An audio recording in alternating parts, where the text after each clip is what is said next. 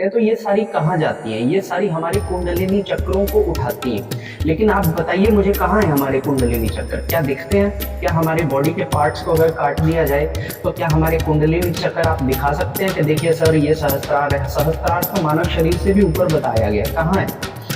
हुआ तो मेरी पूजा पाठ और जो जब तक मैंने कमाया था वो तो पूरा वेस्ट हो गया।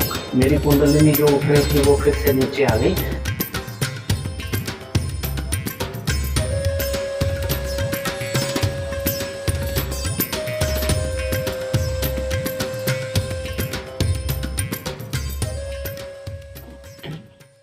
हर हर महादेव। आज मैं आप लोगों से एक बहुत ही गंभीर विषय के बारे में बात करने वाला हूँ, जिससे कि हमारा युवा 80% इस चीज से सफर कर रहा है, लेकिन इसके बारे में कोई मैक्सिमम आप लोगों से बात करता ही नहीं है। ठीक है, तो आज का जो विषय है वो है स्वप्न दोष का विषय। ठीक है, जब कोई साधना करता है, कोई व्यक्ति साधना में होता है, व्रत में होता है, या पूजा पाठ करने वाला कोई व्यक्ति है और उसको अगर स्वप्न दोष हो जाता है, तो क्या स्वप्न दोष हमारी साधना को खंडित कर देता है? क्या हमारे पूजा पाठ को वो खंडित कर देता है, व्रत को तोड़ देता है? क्या स्वप्न दोष हमारे आध्यात्मिक ऊर्जा और जापीय ऊर्जा को वेस्ट कर देता है? क्या स्वप्न दोष अगर हमें किसी साधना में हो जाता है तो क्या वो साधना खंडित हो जाती है और ईश्वर क्या हमसे नाराज हो जाते हैं स्वप्न दोष होने पर? तो ये बहुत सारे सवाल है जो एक साधक के मन में हमेशा से ही उठते हैं कि अगर मुझे स्वप्न दोष हुआ तो मेरी पूजा पाठ और जो जब तक मैंने कमाया था वो तो पूरा वेस्ट हो गया। मेरी कुंडलिनी जो उठ रही थी वो फिर से नीचे आ गई। तो इन्हीं सभी विषयों पर आज मैं आपको बहुत ही गहराई से कुछ चीजें बताने वाला हूँ। ठीक है, इस विषय को आप दूसरों के साथ भी शेयर कीजिएगा जो साधना में है, क्योंकि ये ऐसा विषय है जिससे हर एक मानव गुजरता है। ठीक है, सबसे पहले मैं एक चीज बता देता हूं कि हर पुरुष को ब्रह्मचर्य में रहने के लिए बोला गया है। अब ब्रह्मचर्य में रहने का ये मतलब नहीं है कि आपको कभी आपका जो स्पर्म है वो कभी आपके बॉडी से डिस्चार्ज ही नहीं होगा। ब्रह्मचर्य का सीधा सा अर्थ ये होता है कि हमें खुद से मैथुन नहीं करना है, जिसकी वजह से हमारे अंदर एक पावर बनी रहे। ठीक है, अब हमारी बॉडी को अगर आप देखेंगे तो ये पंचभूतों का बना शरीर है। इसके अंदर बहुत सारी चीजें जो नए सेल्स बनते हैं और उसके बाद जैसे वो डिस्ट्रॉय हो जाते हैं, डेड सेल्स बोल के वो निकल जाते हैं। जैसे मान लीजिए ये स्किन है, ये भी डेड स्किन होती है तो ये हट जाती है। अंदर की स्किन भी डेड स्किन होती है, हट जाती है। ये बाल भी जब डेड होते हैं तो ये जड़ जाते हैं अपने आप।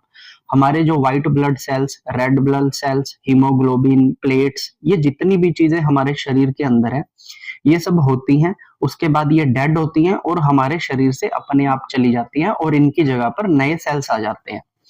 अब बेसिकली स्वप्न दोष में क्या होता है कि हमारे शरीर के अंदर जो हमारा स्पर्म होता है उसके अंदर जो काउंट्स होते हैं उसमें 90% तो पानी ही शामिल होता है।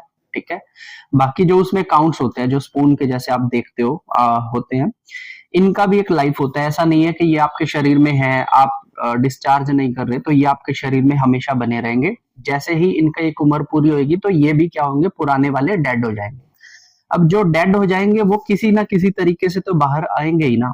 अब मान लीजिए कि आप नहीं करते हैं, आप मैथुन नहीं करते हैं, आप ब्रह्मचर्या में जी रहे हैं, फिर भी महीने में एक बार ये चीजें आपके शरीर से निकलेंगी ही निकलेंगी।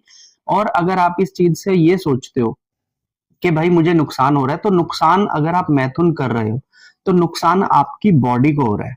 ठीक है, अब बहुत सारे लोगों का ये सोचना है कि भाई मेरा साधना कर रहा था, मेरे शरीर से मेरा स्वप्न दोष हुआ, डिस्चार्ज हुआ और उसके बाद एकदम से मेरी साधना खंडित हो गई। तो पहले मैं एक चीज बता दूं कि इस चीज को बिल्कुल नेचुरल चीज आप मानिए।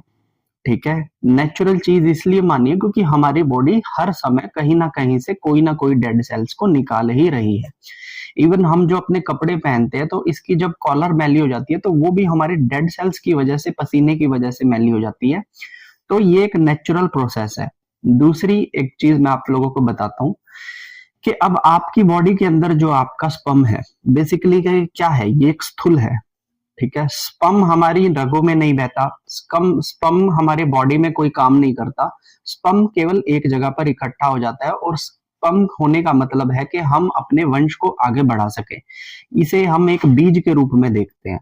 ठीक है, लेकिन हम जो पूजा कर रहे हैं, हम जो पाठ कर रहे हैं, हम जो आराधनाएं कर रहे हैं, ये किस चीज के लिए कर रहे हैं? ये कर रहे हैं हम अपनी आत्मा के लिए। ठीक है, तो स्पर्म का डिस्चार्ज हो जाने से हमारी आत्मा को ऊर्जा में कोई फर्क नहीं पड़ने वाला। अगर आप ये सोच रहे हो कि मेरा स्पर्म डिस्चार्ज हो गया, रात को मेरा स्वप्न दोष हो गया, मेरी पावर चलेगी, तो पावर आपके शरीर की गई है, आत्मा की पावर से कोई लेना देना नहीं है स्पर्म का।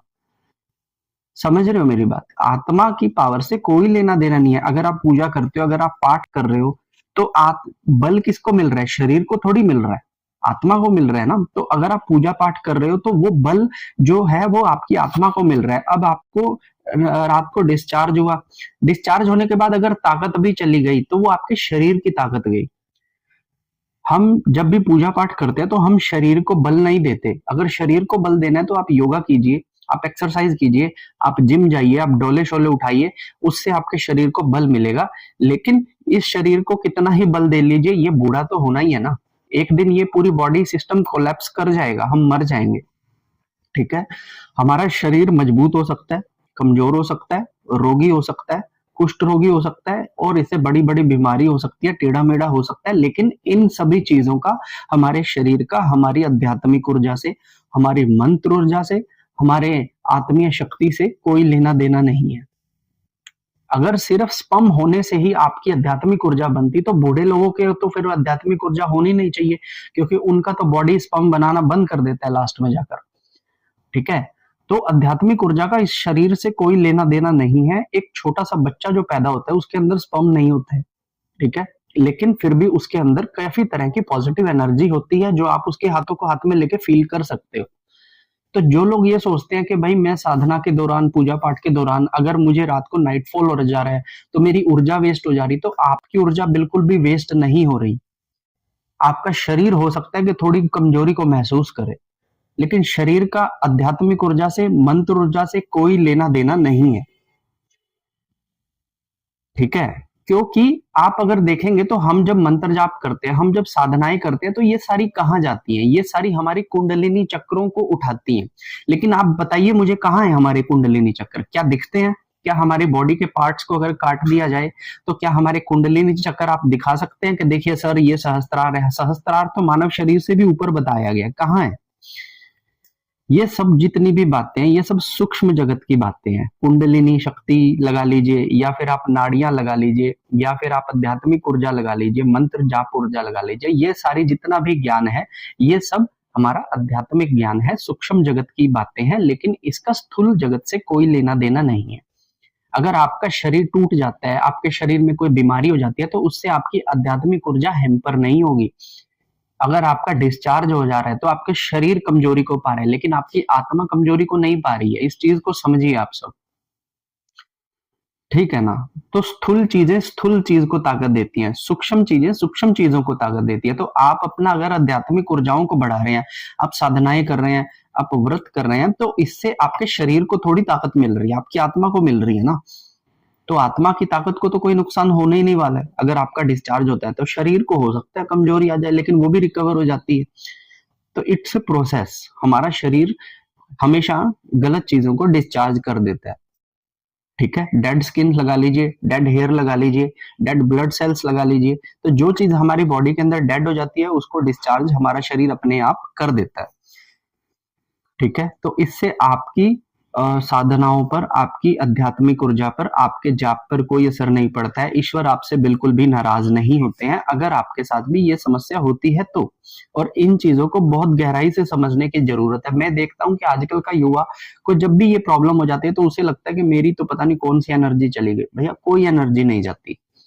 आध्यात्मिक ऊर्जा, आत्मिक ऊर्जा, ये आत्मा सूक्ष्म लेवल की बातें हैं, कोई एनर्जी नहीं जाती इन चीजों से।